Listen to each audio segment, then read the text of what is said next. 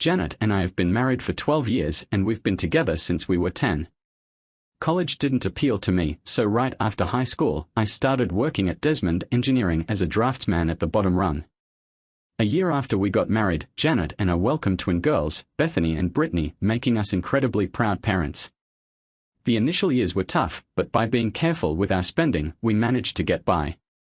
I was still working as a draftsman but had moved up a few levels, which meant a slightly better income. Though money was still tight, we saved enough to buy a small house and had 2 reliable cars. They weren't brand new, but they were far from being clunkers. Janet had always dreamed of being a stay-at-home mom, and since we could manage financially, she didn't work outside the home. This arrangement worked well for us. We were both healthy and fit. Janet had gained a little weight since our wedding day, but not much. She was petite, a little over 5 feet tall, with dark brown hair she styled with bangs, reminding me of Marie Osmond. I looked pretty much the same as when I played right tackle in high school football. I was big, but not out of shape. Billy Martin, a former football rival, moved to Reading from Lancaster about a year ago and started working at Desmond Engineering as a surveyor. Billy and I quickly became good friends. He too married his high school sweetheart, Sarah, a redhead. Sarah and Janet hit it off right away, becoming fast friends. Billy and Sarah hadn't started a family yet, but they were excellent at looking after kids. Billy and I would hang out together when we weren't working, enjoying a bit of time away from our spouses. Janet and Sarah did the same, spending their time shopping, attending parties, and going to club meetings while Billy and I took care of the kids and watched TV. Sarah landed a secretary job at Gilbert Engineering not far from our town about 6 months ago. I began to notice some changes. The Parent-Teacher Association meetings, which used to be monthly, became weekly events. Even though Sarah didn't have children, she always accompanied Janet. The number of Tupperware and Magic Chef parties they attended seemed to increase every month, yet they never purchased anything. They joined a book club but hardly ever read any books. On weekends, they spent hours shopping but came back with very little. Meanwhile, Janet's fancy lingerie collection was expanding, though I never saw any of it. These observations started to bother me, but I kept my concerns to myself because Billy appeared completely unaware and I didn't want to stir up any trouble unnecessarily. One night, after I had put our daughters to bed, Janet returned from some basket party. She showered before leaving with Sarah and again immediately after returning home. It struck me as odd. While Janet was showering, I decided to look through the laundry and found a pair of black lace underwear. It made me wonder who would wear such a thing to a basket party. Normally, I wouldn't dream of inspecting my wife's undergarments, but that evening curiosity got the better of me, and I noticed they were damp and sticky. I pocketed them. I had never rummaged through my wife's purse or wallet before, but that night I felt compelled to check, especially her cell phone. It seemed she hadn't expected me to look because her call history from the past week was intact. Most calls were to Sarah, but there were also many calls to and from numbers labeled KC, KH, and Kilowatt. I didn't initially know who these were but figured that C stood for cell, H for home, and W probably for work. In her address book, Sarah's numbers were listed similarly, Sarah C, Sarah H, and Sarah W, showing how organized my wife kept her contacts. Sarah's work number included an extension, and when I compared it to the Kilowatt number, it matched Sarah's but with a different extension. It was clear then that Janet had been in touch with someone at Sarah's workplace and that Sarah likely introduced them. With Gilbert Engineering closed, I decided to use Janet's phone to dial the Kilowatt number. The voicemail of Ken Sanders greeted me, explaining he was away from his desk but would return calls if I left my details. I quickly hung up after the message. It seemed too straightforward. Since Gilbert Engineering was closed, I used Janet's phone to dial the Kilowatt number and reached Ken Sanders' voicemail. I quickly hung up after hearing the message to leave a contact detail for a callback. This felt too simple. Janet peeked in, asking if I was heading to bed soon. I told her I might finish my book or just fall asleep on the couch, though I planned to stay there all night. It turned out to be a night full of restlessness as I pondered over any mistakes I might have made or what could have been done differently. Realizing it was futile, despite trying to focus on the future, my mind kept dwelling on past actions. The clock seemed to stand still. I decided not to blame myself for anything that had happened or was about to happen. In the morning, I woke up to the sound of our daughters preparing their breakfast, a self-reliance Janet had encouraged which was proving effective. As I got up and Janet reminded me about work, I informed her I wouldn't be going due to personal issues, surprising her since I rarely missed a day. Feeling exhausted, I mentioned needing a shower, leaving Janet looking somewhat puzzled. By the time I returned, the girls had already headed off to school. I grabbed a coffee and sat down opposite my wife at the table. She glanced up at me, seeming to expect something yet unsure what it was. I decided to confront the issue directly. I want to know about the affair you're having. I wasn't in the mood for subtlety, and I doubted she'd just come clean. Really, John? Is that why you've been so down? Do you honestly believe I'm having an affair? She asked. Yes, I do. Now let's talk about your affair, I pressed. We've been together for 12 years, John. Why would you think that? She questioned. Janet, I'm busy today and I don't want to waste time playing games. Just tell me about the affair, I insisted. Janet sighed heavily, leaning in. John, you're imagining things. There's no affair. I'd like to believe you, but I can't, I responded, skeptical of her denial. She leaned back, sipping her coffee confidently. What do you want to ask me, John? Why do you claim to attend PDA meetings weekly when the PDA secretary said they are only monthly and you haven't attended any in 6 months? I asked, seeing her confidence waver.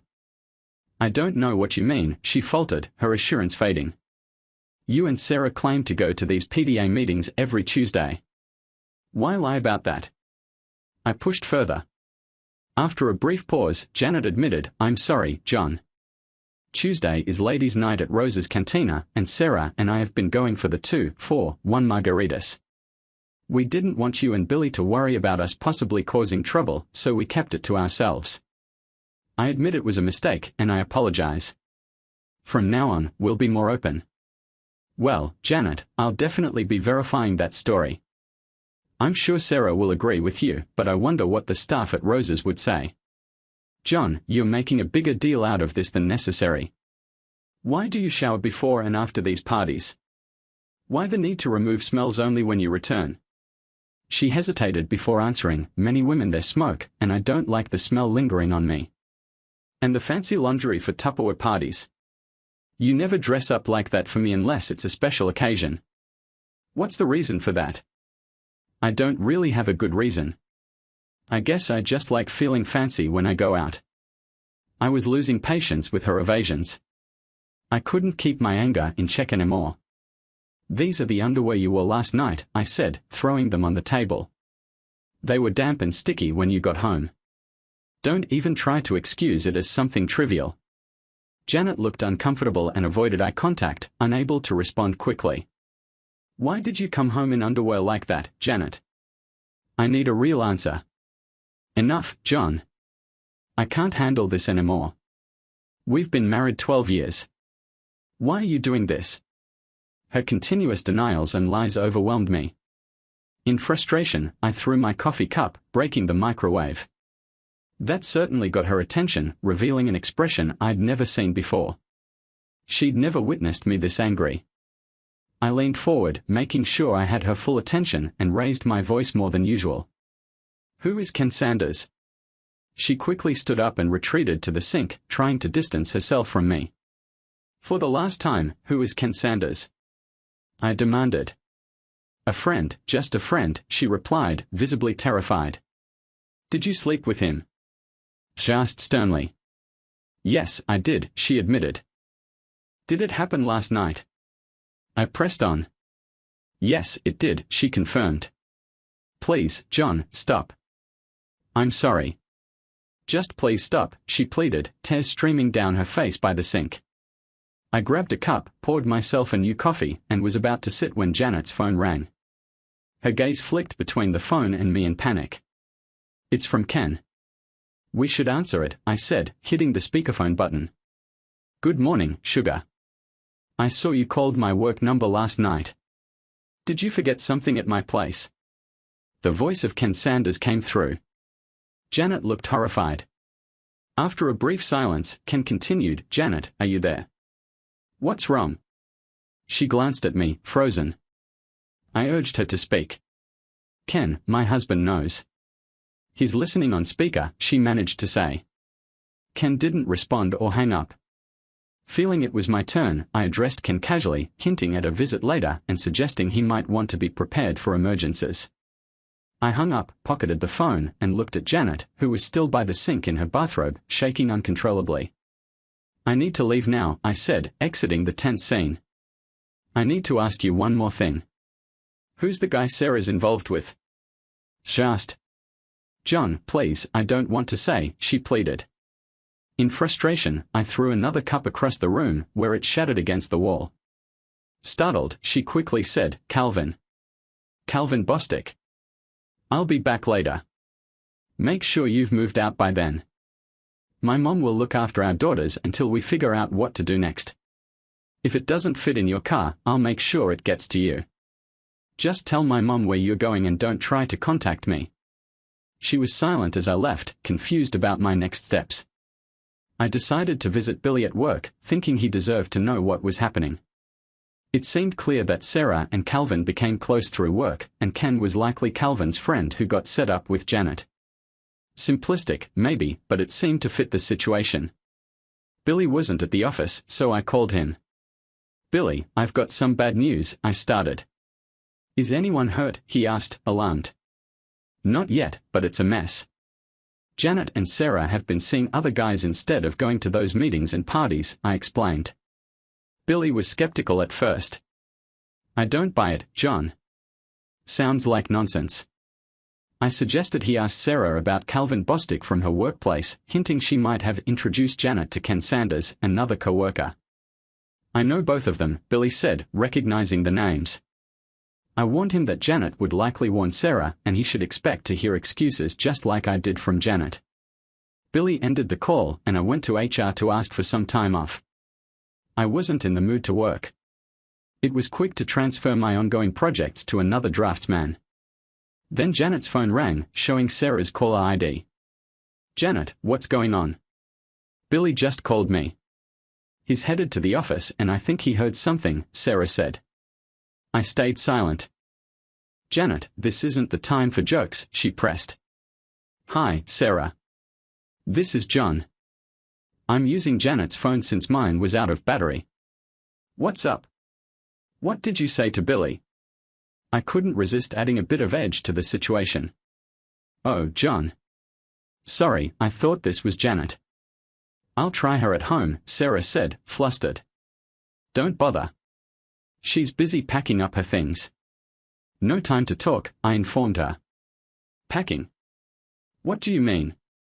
Sarah asked, confused. She's moving back with her parents for a bit, I explained. The silence on her end was telling.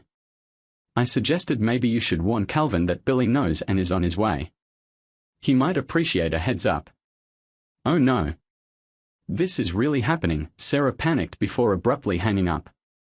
I couldn't believe her nerve.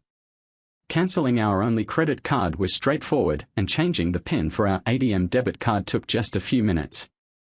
However, I was unsure what to do about our joint checking account, so I decided to leave it alone for the moment since I needed access to the account to pay for utilities and other bills. I just hoped Janet hadn't taken any checks with her. My cell phone rang, but this time it was my own. Billy had confronted Calvin Bostic at Gilbert Engineering and caught him in the parking lot. Calvin ended up in jail and Billy wanted me to call his brother in Lancaster to bail him out. After making the call, there wasn't much more I could do for Billy, so I grabbed lunch at Taco Bell. Later, I visited my parents and filled them in on everything. My mom agreed to help with the girls, staying at my house during the week and having the twins over on weekends. Next, I decided to pay a visit to Ken Sanders. The drafting team at Gilbert was eager to share the morning's drama from their vantage point. They had witnessed Billy tackling Calvin before he could get to his BMW, then pinning him against a car and hitting him. Security struggled to intervene and eventually used a taser on Billy. Both Billy and Calvin ended up in the custody of the authorities, with Calvin needing medical attention. I learned where Ken Sanders' cubicle was, but it was empty. He had apparently quit that morning. Sarah's desk seemed untouched, suggesting she still worked there. Shortly after, I had Ken's home address and was on my way there. I found a small ranch-style house with a white Lexus parked outside, its trunk and doors open. As I approached, Ken came out with a load of clothes but dropped everything and ran back inside upon seeing me. I chased after him but tripped over the clothes, only to see him escaping out the back. I couldn't help but laugh at his panicked reaction. I decided not to worry about the checking account right then since I needed it to pay the bills anyway. I just hoped Janet hadn't taken any checks with her. My cell phone rang, and this time it was a call for me. Billy had confronted Calvin Bostic at Gilbert Engineering and ended up getting him arrested in the parking lot. He asked me to contact Calvin's brother in Lancaster to bail him out.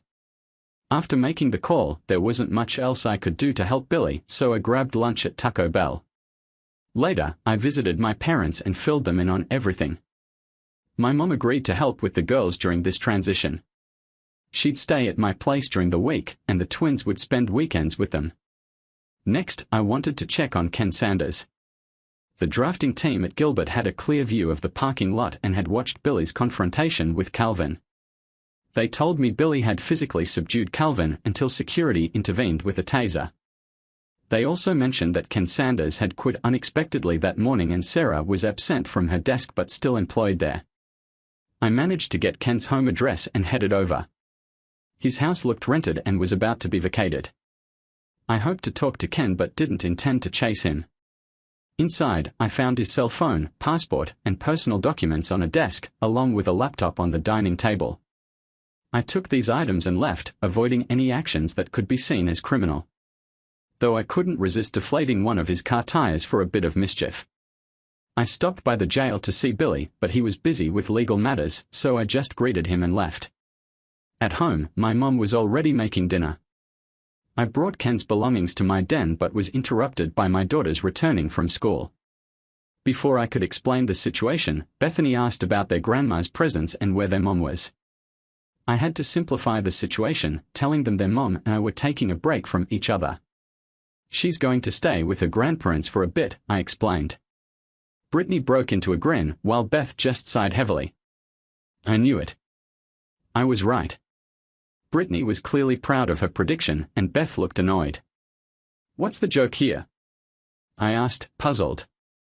Brittany was eager to share. Beth and I had a bet.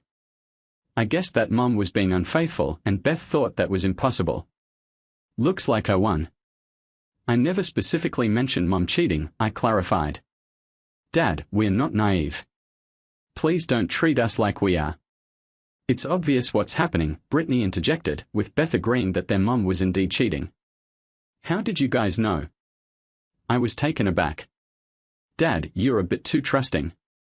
It's kind of obvious, Brittany said, putting her arm around me in an attempt to comfort me, which felt strange coming from a 12-year-old.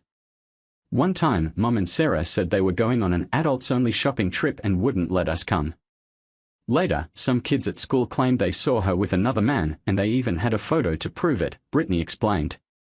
Why didn't you tell me sooner? She asked, shocked. They both just shrugged. Then a few weeks later, Tracy Mercer's parents saw Mom, Sarah, and some men at a restaurant. They told Tracy, Brittany added. I was speechless, just in time for dinner to be called. We didn't talk about the issue during the meal, and I excused myself early. Thankfully, the twins didn't bring it up again that night, giving me a much-needed break from the topic.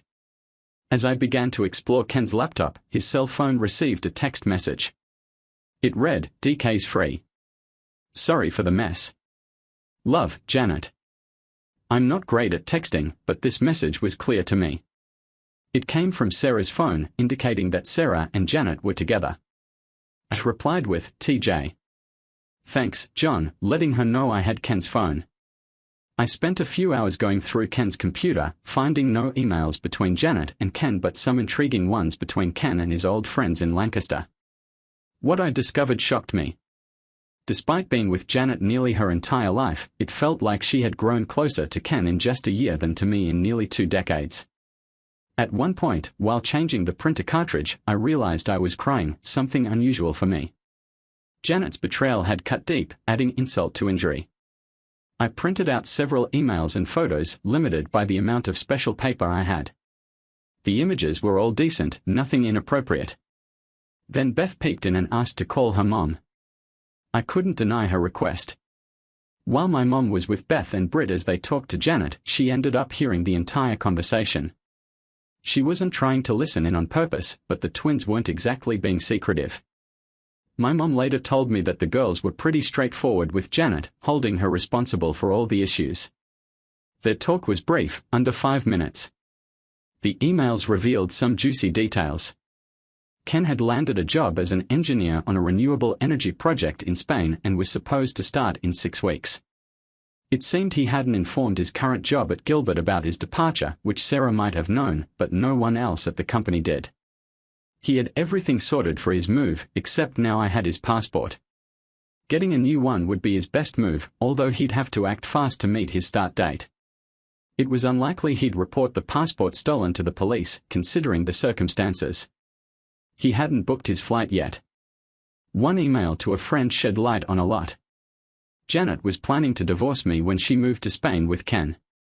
She figured I wouldn't let her take the twins abroad and planned to have me declared an unfit father to prevent me from having visitation or custody.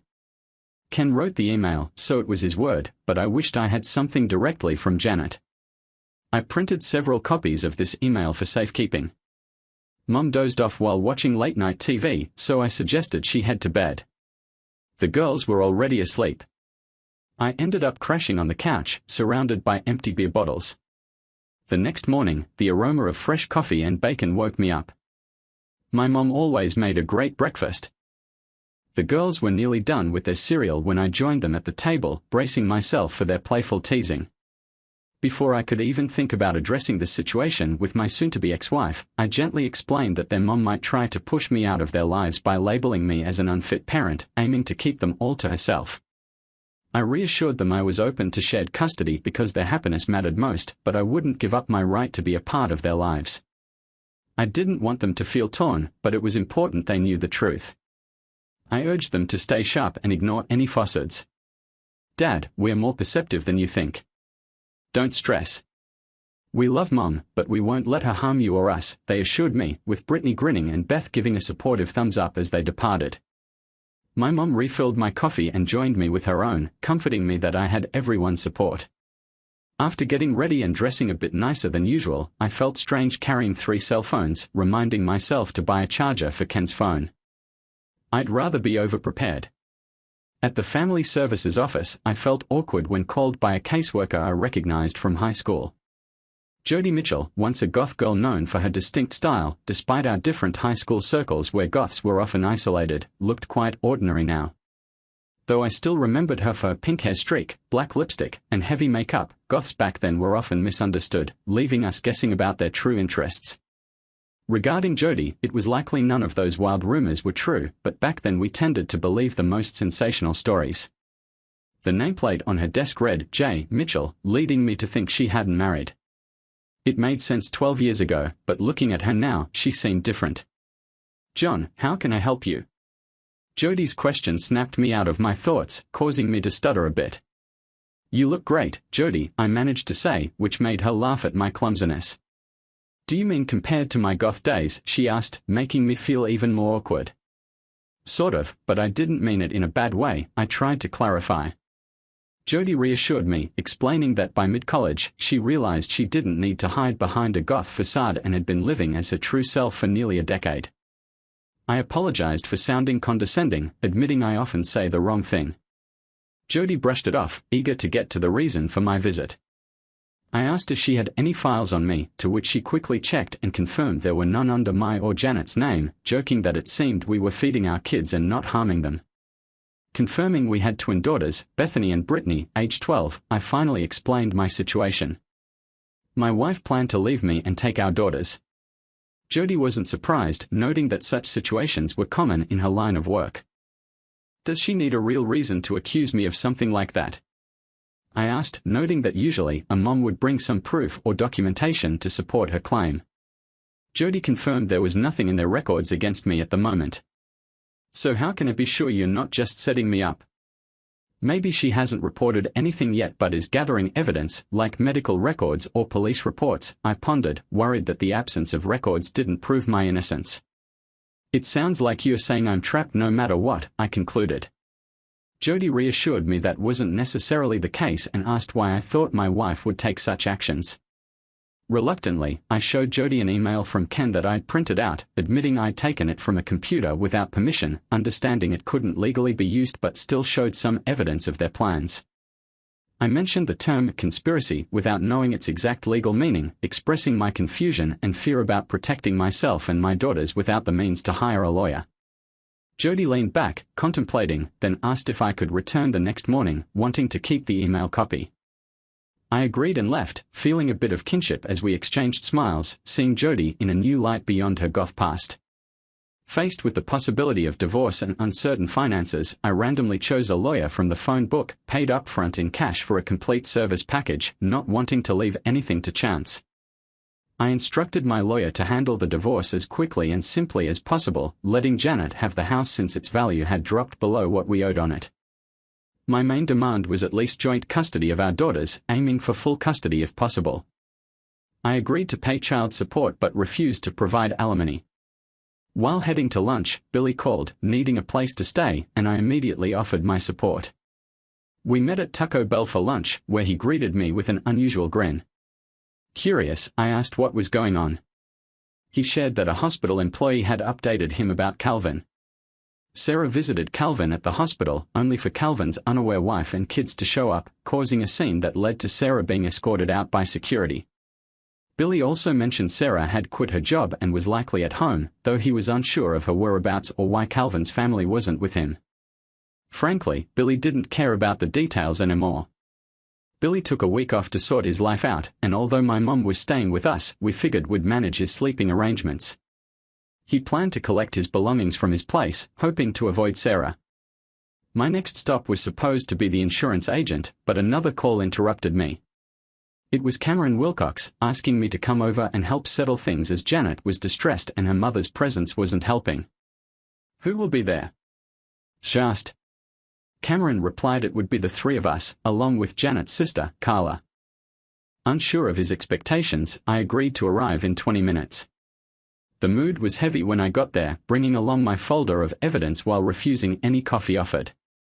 "Who's going to start this?" she asked.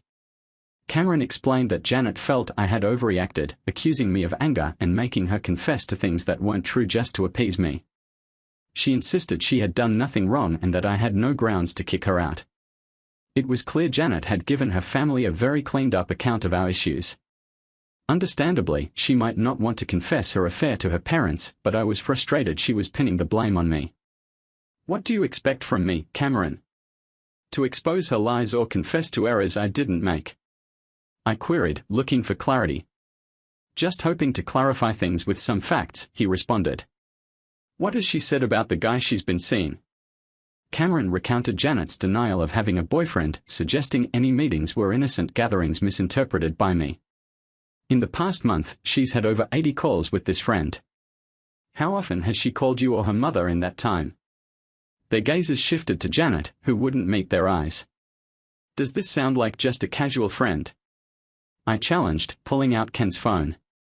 "Carla, can you read this text sent right after I confronted her?" I handed her the phone, which displayed a message to Ken from Janet expressing regret. Carla returned the phone without comment. "Does this seem casual to you?" There was silence. A few weeks back, Janet and Sarah claimed they were shopping at the King of Prussia Mall. The girls wanted to join but were told it was adults only. Here are some photos from that day. I showed Cameron 6 pictures, none of which matched their supposed location. Everyone looked troubled, especially as it was clear the images didn't align with Janet's story. "That looks like Nobles Grove, not the King of Prussia Mall," Martha pointed out after being quiet until then. "Janet, you're clinging to this man in every photo, which isn't how you act with just friends. It's clear that Ken is more than just a friend to you. What were you trying to do?" Janet started to cry, caught off guard by the photos. I showed a few more pictures, some taken at Olive Garden and one at Red Lobster, all appropriate but clearly intimate. Cameron, visibly disappointed by the deceit, apologized for having to bring me into this situation. As I was leaving, Janet exited the room in tears. We never discussed the issue with her underwear, but it seemed unnecessary by then. Cameron apologized at the door, regretting what had happened but assuring me it wouldn't be overlooked. When I arrived home, I found that Mom and Billy had arranged a temporary sleeping spot for him in the small room where I keep my computer. Billy had brought over a pile of his clothes from his house, noting Sarah wasn't there when he stopped by. The most notable thing at home was a piece of mail for Janet from the passport office. Despite knowing I shouldn't, curiosity got the best of me, and I opened it to find a family passport featuring Janet and our daughters, excluding me. I recalled the girls mentioning a photo session but hadn't realized it was for this. Right away, I called Cameron to let him know Janet's passport had arrived. I told him to inform Janet she could get it if she sent Ken to my house for it, as I'd only handed over to him. Normally, I'd have been at work and unaware of the mail, but I happened to be home that day. Cameron mentioned they had asked Janet to move out and didn't know where she'd go, showing they were quite upset with her. He agreed to pass on the message about the passport. Dinner was lively, mainly focusing on the twins. A lady from Family Services visited us at school today, Bethany shared with a hint of mischief. I prodded for details, learning they spoke with Jody, a caseworker who also attended our high school. The girls teased me for playing dumb about knowing Jody and shared that she spent over an hour talking about me, which they interpreted as her having a fondness for me. Our meal was interrupted by a call from Carla, wanting to meet at McDonald's over hot coffees. She attempted to relay Janet's side of things. She admitted upfront that her explanation might be lacking, as Janet's story seemed convoluted to her. I pointed out it sounded like she was preparing to offer excuses rather than answers. Carla acknowledged my skepticism, urging me to just listen and get it over with since I had other matters to attend to. Carla started by saying Janet blamed everything on Sarah. According to her, Sarah's affair with Billy seemed thrilling and romantic, something Janet felt she had missed out on, having only known stability and love with me. When Ken Sanders joined Gilbert, Sarah got Janet to go out with them for drinks and meals. During these outings, Sarah and Calvin often snuck away together, leaving Janet and Ken by themselves. This led to Janet and Ken starting their own affair, which quickly escalated. Janet found herself swept up by Ken's adventurous stories and ambitions, eagerly agreeing to move to Spain with him. However, she struggled with the idea of leaving the twins, knowing I wouldn't let her take them abroad. She even considered trying to portray me as an unfit father. Janet now recognizes her mistake, especially after realizing the girls were more attached to me.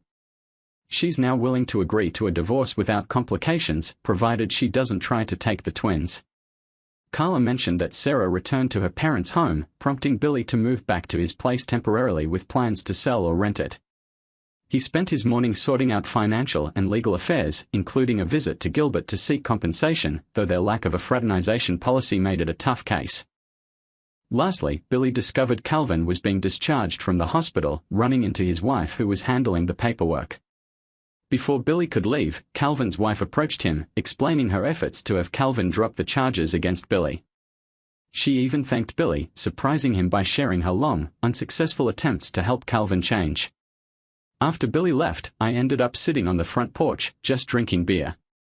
My mom joined me with a meatloaf sandwich and a beer of her own, staying silent but keeping me company. She mentioned that my dad would be coming over for dinner and staying the night. When Jody Mitchell arrived, my mom went inside. Jody sat with me but didn't take the beer I offered. After a quiet moment, she revealed she had just served Janet the papers, describing Janet as extremely upset and currently staying with her sister. Finishing my beer, I wondered aloud why I felt so terrible about everything. Jody remarked that in situations like these, there's no real win, just scenarios that are less terrible. I considered another beer but decided against it, asking Jody if she could talk to the twins about the situation. I worried that anything I said might come across as negative towards their mom and potentially drive a wedge between us. Jody agreed to come by at 7 that evening to talk to them.